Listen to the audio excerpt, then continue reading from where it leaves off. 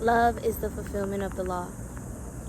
Hi, it's Godly May here, and the title of today's video will be Love is the fulfillment of the law. The first half of God's laws or commandments says, have no other gods before me. Don't make unto thee any graven images or any likeness of anything.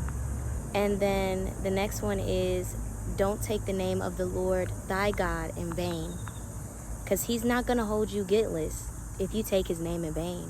And that really just means you say you're about God, but you're really not. And then the fourth one is, remember the Sabbath day to keep it holy. Actually, today's the Sabbath day.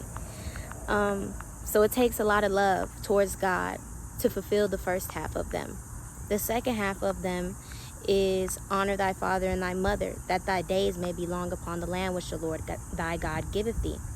And also, this is all in Exodus 20, verses 1 to 17, if you wanted to know. The next one is, thou shalt not kill.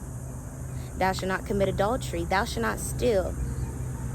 Thou shalt not covet thy neighbor's house. Thou shalt not covet thy neighbor's wife. Thou shalt not covet thy neighbor's manservant, maidservant, ox, ass, or anything that is thy neighbor's. So that being said, it takes a lot of love towards God and towards your brothers and sisters in order to fulfill the law.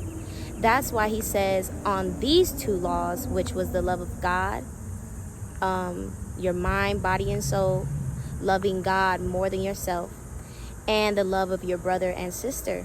On these two laws hang all the law and the prophets. On these two commandments hang all the laws and the prophets.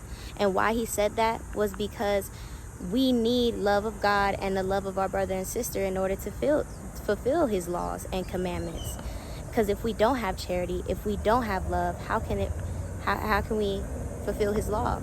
If we don't have love towards God, how can we truly fulfill his law? And I think that it's a blessing to understand that.